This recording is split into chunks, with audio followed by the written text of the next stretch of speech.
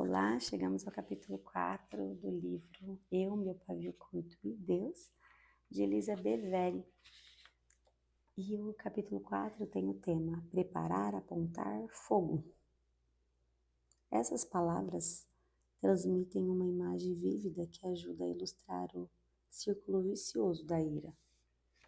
A progressão da ira é o pecado. Depois de ouvir preparar, apontar, fogo, é impossível não visualizar o que isso representa. Vemos alguém talvez desprevenido ou relaxado colocar-se de imediato em atenção e prontidão. A postura se torna firme, as mãos pairam sobre a arma de defesa. Em seguida, vemos a pessoa levantar a arma e buscar atentamente o alvo, fazendo ajustes preciosos e observando mentalmente a distância e a posição da vítima. Com a mira ajustada, restam apenas a decisão de atirar e o ato simples de apertar o gatilho ou soltar a flecha. Por fim, há uma pausa e observamos a reação do alvo. Ao meu ver, essa sequência de palavras retrata com bastante precisão e clareza não apenas o ato de atirar, mas também a progressão de ira ao pecado ou, mais exatamente, a progressão da ira e raiva. É a fúria. Estado de prontidão. No livro de Neil Clark, Faça da ira sua aliada, a ira é descrita como algo completamente natural, perfeitamente legítimo. É a ocorrência interior que nos prepara para lidar com experiências que causam mágoas, frustração e medo.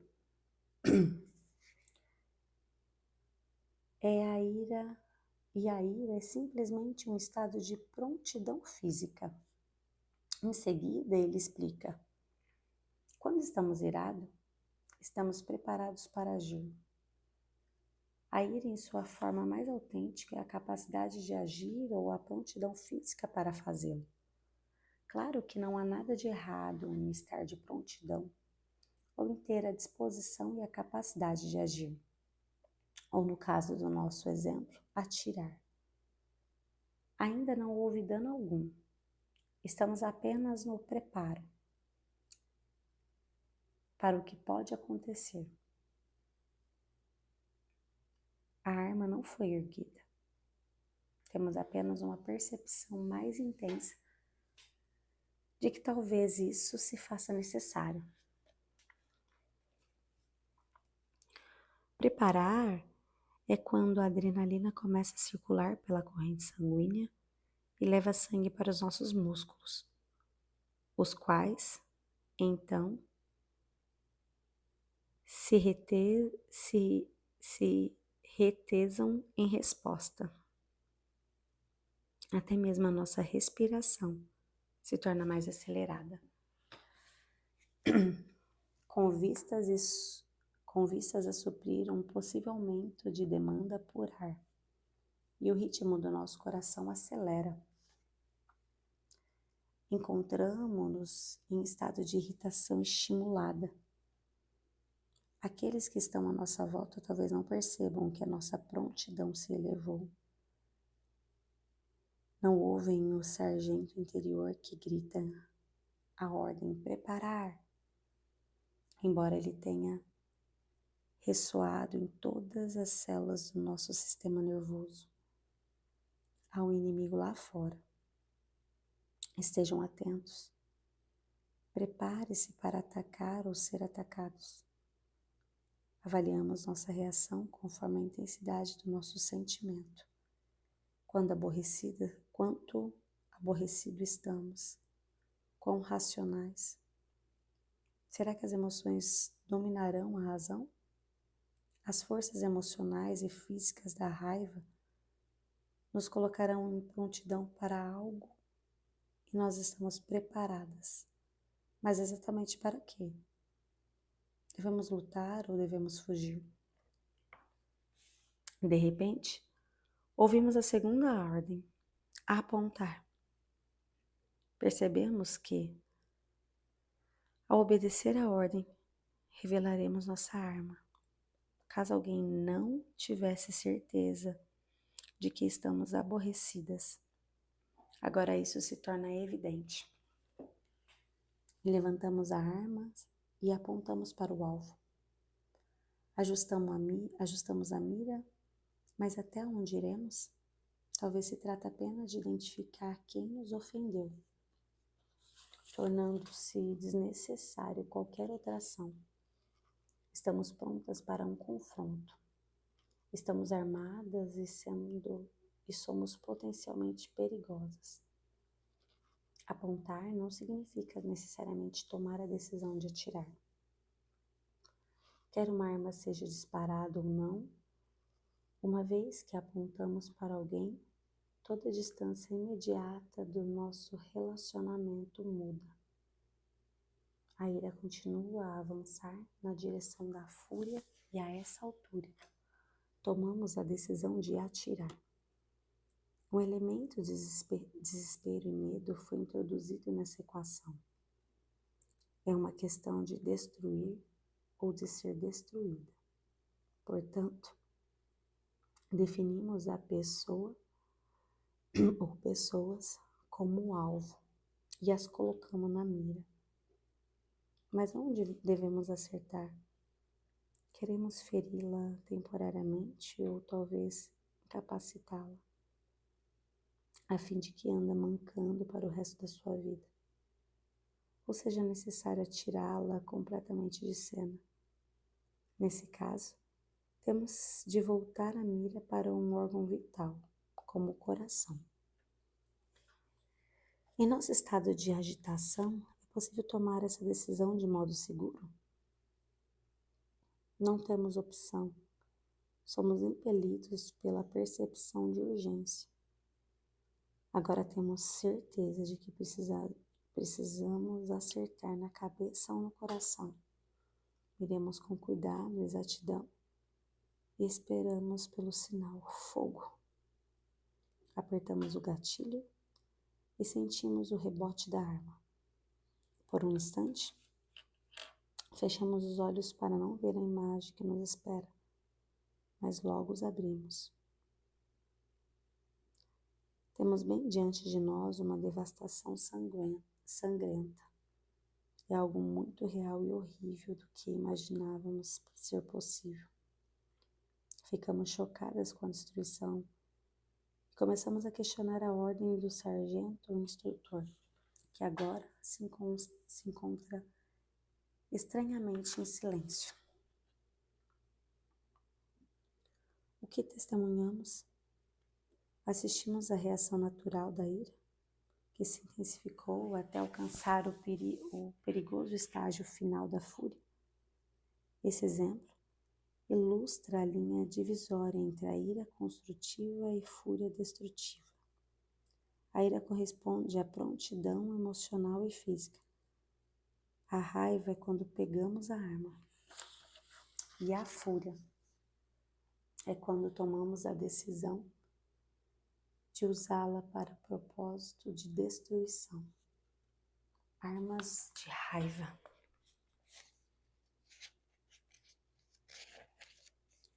Com grande frequência, vivenciamos a situação de preparar, apontar fogo, sem que existam armas físicas envolvidas. Nossas armas são menos tangíveis e assumem a forma de palavras, pensamentos ou ações. Talvez agora mesmo alguma de vocês tenham em mente imagens de uma ocasião em que dispararam uma arma desse tipo. É possível que outras se recordem de levantar os olhos e descobrir que estava na mira de alguém. É importante considerarmos alguns exemplos detalhados e práticos de raiva e fúria, pois muitas vezes uma parte significativa daquilo que chamamos ira, na verdade, consiste nos estágios progressivos de raiva ou da fúria. Lembre-se da história do primeiro capítulo, quando atirei o prato no John? Enquanto eu lavava a louça, minha tensão emocional foi me conduzindo ao estádio de prontidão da ira. Eu sabia que estava agitada e que estava tendo dificuldade para manter o autocontrole. Foi então que veio a última gota. Permiti que uma palavra ou frase do meu marido me empurrasse para além da ira, até o âmbito da raiva. Identifiquei meu marido como o alvo. A esta altura ainda, poderia ter refriado, mas escolhi deixar que a raiva e a fúria corressem soltas. Deliberei as minhas emoções com força total ao tirar o prato. Agora vejamos um exemplo de preparar apontar fogo nas Escrituras.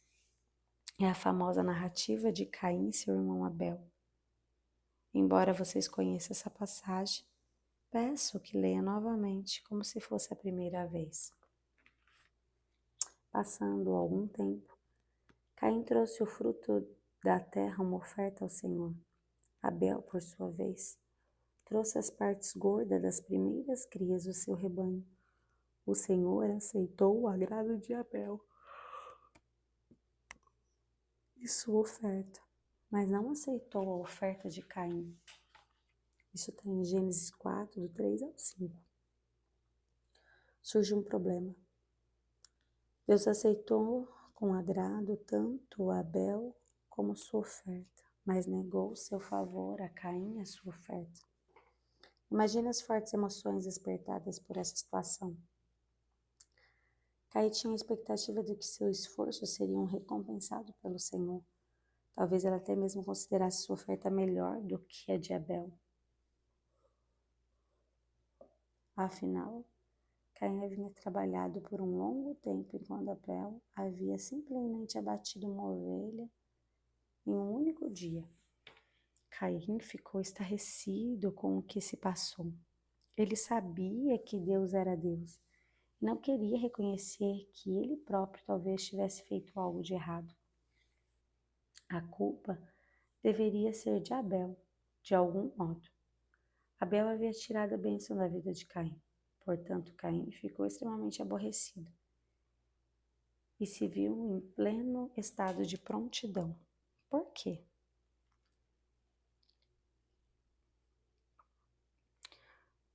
Gênesis 4, do 5 ao 7. Por isso, Caim se enfureceu, o seu rosto se transformou. O Senhor disse a Caim: por que está furioso? Por que transformou o seu rosto? Se você fizer o bem, não será aceito? Mas se não fizer, saiba que o pecado ameaça a porta.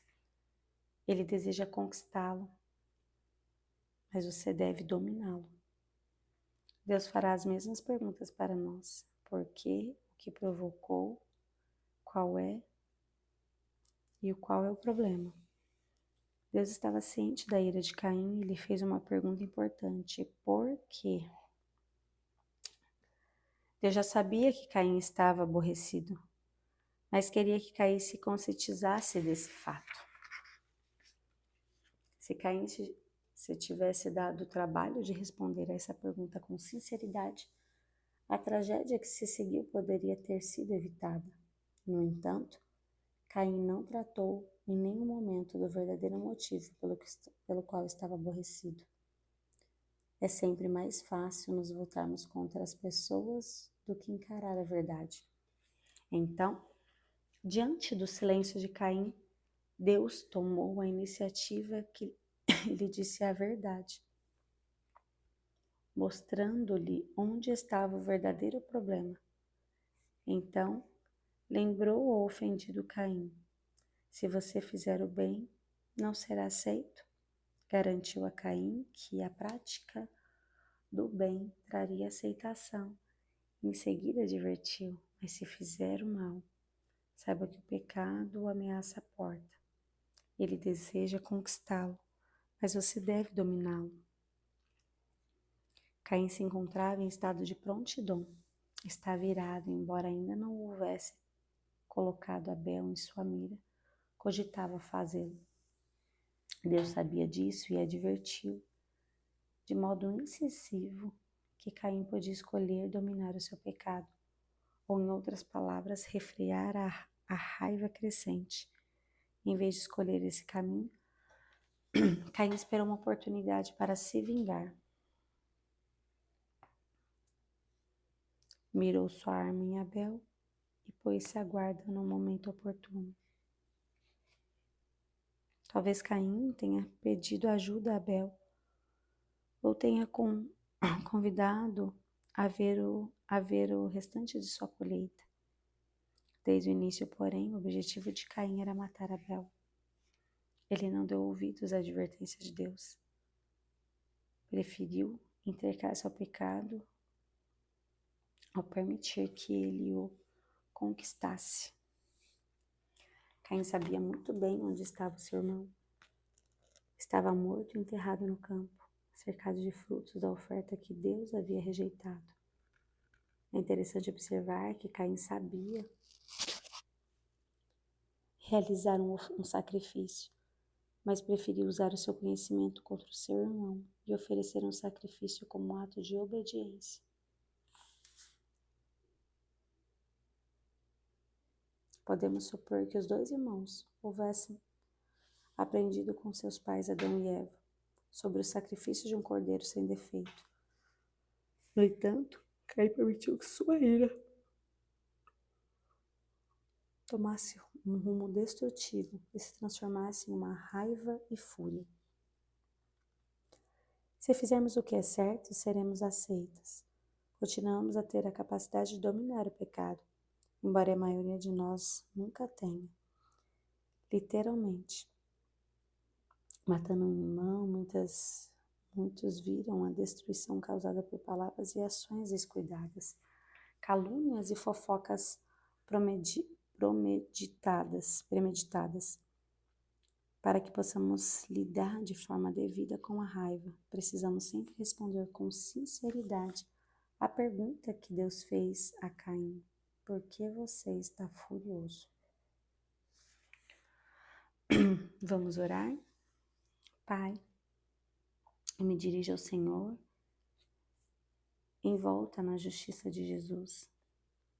Desejo a verdade em meu íntimo. Peço que o Senhor abra os olhos do meu coração, para que eu perceba quanto a ira estiver presente. Sonde o meu coração, revela a mim a cada dia as ocasiões em que eu reajo com raiva, a fim de que eu possa investigar os motivos. Amém. Glória a Deus! Terminamos aqui o capítulo 4.